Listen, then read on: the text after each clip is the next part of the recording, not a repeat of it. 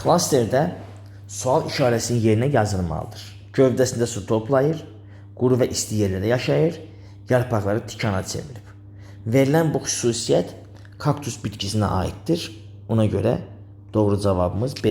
Bakteriyaların törətdiyi xəstəlikdir. Burada QİÇ, Covid, qrip, qızılca virusların törətdiyi xəstəlikdir. Vərəm isə bakteriyanın törətdiyi xəstəlik olduğuna görə doğru cavabımız C variantı olacaq. Canlıların bir-biri ilə və ətraf mühitlə qarşılıqlı əlaqəsini öyrənən elm sahəsidir. Bir-biri ilə və ətraf mühitlə qarşılıqlı əlaqəsini öyrənən elm sahəsi ekologiya elmidir. Doğru cavab D variantı. Sistematika onların deməli sistemləşməsini, yəni təsnifatını öyrənəcəkdir. Morfologiya xarici və daxili quruluşunu, botanika ümumi bitkiləri öyrənən elm sahəsidir. Mikologiya da göbəkləri öyrənən elm sahəsidir. Gicitkan, cökə və elodeya bitkilərinin hər birinin bir zoğu götürülmüşdür. Cökə zoğunda olan buğum sayı, gicitkan zoğunda olan buğum sayından bir vahid az. Elodeya zoğunda olan buğum sayı isə cökə buğumunda olan buğum sayından bir vahid azdır. Əgər gicitkan zoğunda cəmi 18 yarpaq olarsa, bu zoğlarda yarpaqların minimum saylarının cəmi neçə olar? Deməli, gicitkan zoğunda 18 yarpaq var. 18 yarpağı 2-yə bölürəm. Çünki gicitkanda bir buğumda 2 yarpaq yerləşir. Bərabərdir. Cəmi 9 buğum olacaqdır. Deməli, bu gicitkan bitkisinin 9 buğumu olur. Cökə zoğunda olan buğum sayı gicitkan zoğunda olan buğum sayından bir vahid azdır. O deməkdir ki, 8 buğumda olacaq cökə bitkisində. Gicitkan zoğunda cəmi 20 yarpaq var. Elodeya zoğunda isə buğum sayı cökə zoğunda olan buğum sayından bir vahid azdır. Deməli, 7 buğumda o zaman olacaqdır elodeya bitkisində. Bizdən soruşur, bu zoğlarda yarpaqların minimum saylarının cəmi neçə olar? Gicitkanda yarpağın sayı bəllidir. 18 yarpaq var. Üstə gəlinsin. Cökədə 8 buğum varsa 8 dənə yarpaq olacaq. Üstə gəlinsin.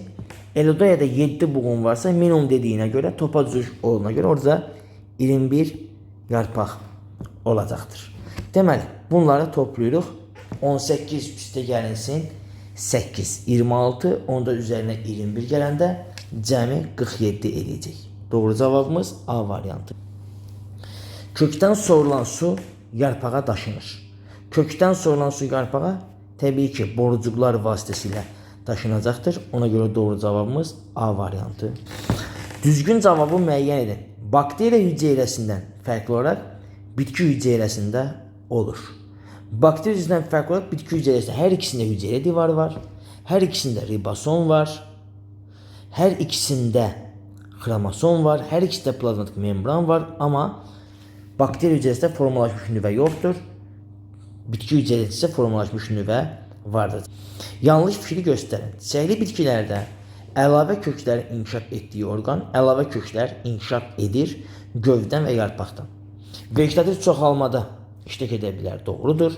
Fotosintez prosesini yerinə yetirə bilər, doğrudur. Təpə tumucuğa malik ola bilər, doğrudur.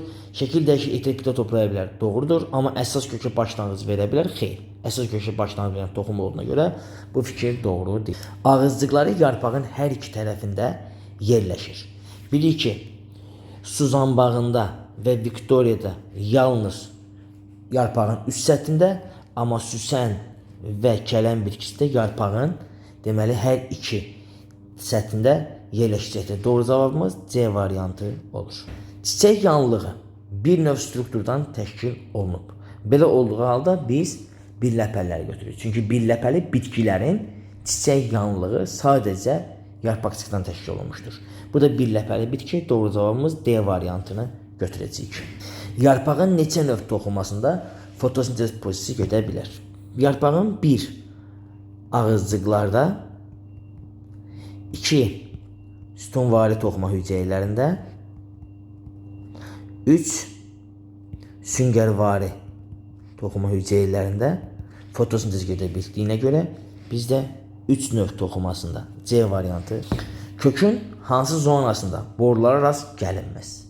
Kökün bölünmə zonasında boru yoxdur. Böyümədə formalaşmamış, sorucuda və ötürücüdə isə formalaşmış borular vardır.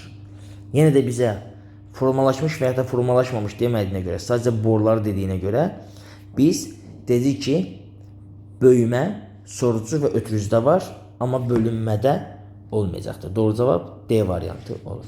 Verilən bitkidən hansı azot çatışmayan torpaqlarda bitir? Azot çatışmayan torpaqda bitən bitkilər həşərata qidanan bitkilərdir.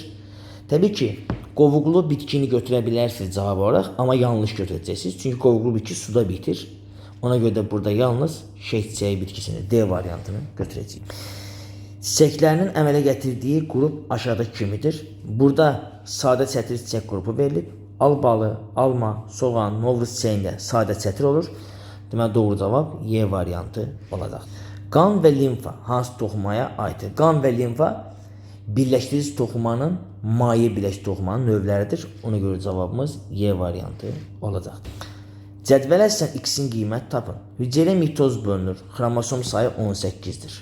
Əgər xromosom sayı 18 isə mitoz bölünmə zamanı 2 hüceyrə əmələ gəlir və hər birinin xromosom sayı ana hüceyrədə olduğu kimi qalır. Ona görə də 2 dənə hüceyrədə birlikdə xromosomun sayı cəmi 36-ya bərabər olur. Cavab B variantı olacaq. Bütün növ vegetativ orqanların üzərində əmələ gəlir. Bəli, əlavə tomurcuq, kök, yarpaq və buğum arasında, yəni zoğun da üzərində əmələ gəlinə görə həm kökün, həm gövdən, həm yarpağın üzərində əmələ gələ bilir. Bu doğrudur, amma qoltuq tomurcuğun, təpə tomurcuğu əmələ gəlməz. Cavab D variantı olacaq. İnsanda taun xəstəliyini törədən bakteriya hansı formadır? Taun xəstəliyini törədən bakteriyalar çöp şəkilli bakteriyalardır. Ona görə doğru cavab kimi deməli D variantını. Əksər nümayəndələri avtoyola qidanan canlılar öyrənən elm sahəsi. Əksər nümayəndə avtoyola qidanan canlılar təbii ki, bunlar bitkilərdir. Bitkilərdə öyrənən elm sahəsi botanika elmi olur. Cavab Y variantı olacaq. Hansı mülahizəni verilən meyvə tipinə aid etmək olar? Günəbaxanın meyvəsi verilib. Meyvə yanlığına görə becərir, xeyr, toxumuna görə becəririk. Çox toxumlu meyvədir, xeyr, bir toxumludur. Meyvə yanlığı toxuma bərk yapışır, xeyr, pərdə ilə ayrılır. Həşəratlar vasitəyə yayılır, xeyr, həşərat vasitəyə yayılmır. Bir toxumlu quru meyvələrdir, bəli. Yanlış bəndi seçin. Birevli bitkilərdə çiçəklərin kəsə yarpağı ola bilər, ola bilər. Bircə çiçək ola bilər, bəli, ola bilir. Çiçəkləri həmişə iki cinsli olar, xeyr. Birevli bitkilərdə, məsələn, qarğıdalı, fındıq, birevli olsalar da onların çiçəkləri bir cinslidirlər. Ona görə doğru cavabımız buradan C variantı olacaqdır. Hansı bitki oturaq yarpaqlarında ehtiyat su toplayır? Aloe bitkisinin yarpaqları həm oturaqdır, həm də ehtiyat su toplayacaqdır. Ona görə cavab D variantı olaraq götürəcəyik. Böyütmə dərəcəsi 400 olan mikroskopun obyektivin üzərində 40 rəqəmi yazılıbsa. Bəli, obyektivin üzərindəki rəqəmi okulyarın üzərindəki rəqəmə vurmaqla böyütmə dərəcəsini tapırıq. Bu zaman okulyarın üzərindəki rəqəmini tapmaq üçün böyütmə dərəcəsini obyektivin üzərindəki rəqəmə bölməklə tapa bilərik. Ona görə doğru cavabımız burada 10 cavabı eləyəcək. Verilən bitkidən hansının çiçək qrupuna çiçəkləri saplaqsız yerləşir? Armud qalxan çiçək qrupudur və saplaqlıdır. Buğda mürəkkəb sümbüldür və bu saplaqsızdır. Bağ yarpağı sadə sümbül və saplaqsızdır. Zəncirotu səbət və saplaqsızdır. Albalı isə çətir çiçək qrupuna aiddir. Burada saplaq mövcuddur. Deməli, cavab 2, 3 və 4. Çiçəyin əsas hissələrini seçin. Çiçəyin əsas hissəsi erkəkcik və dişicik olduğuna görə doğru cavabımız 3-6 cavabı olur. Yarpağın müəyyən sahəsində cəmi 600 hüceyrə fotosintez prosesini həyata keçirir. Bu sahədə cəmi 100 ağızcıq olarsa, əsas toxumlara aid neçə hüceyrə fotosintez edə bilər? Əgər 600 ümumi hüceyrənin sayıdırsa, 100 ağızcıq varsa, 100 ağızcıq 200 qapayıcı hüceyrə deməkdir. Biz də buna 200 qapayıcı hüceyrəni çıxırıq, bərabərdir. Yerdə cavab 400 qalır. Demək, 400 dənəsi də sütunvari və süngərivari toxumanın payına düşünə görə onlar da əsas toxumaya aid olduğuna görə doğru cavabımız 400. Uyğunluğu müəyyən edin. Toxumunda ehtiyat qida maddəsi toplanır. Ehtiyat qida maddəsi toplanır. Yalnız endospermdə deyilsə əgər burada taxıl bitkilərini götürəcəyik. Yəni buğda aiddir. Tumurcuqdan savayı rüşeyimin hər yerində toplanır. Tumurcuqdan savayı rüşeyimin hər yerində toplanır deyilsə, təbii ki, biz də bura deməli ağ tutla quş əppəyini misal göstəririk. Və endospermdə və rüşeyim toplanır. Qaymaq çiçəyi ilə 3 rəng bənövşə buna aiddir. Bunda qaymaq çiçəyi və 3 rəng bənövşə də B və C cavabı olur. Deməli 1A, 2DY və 3BC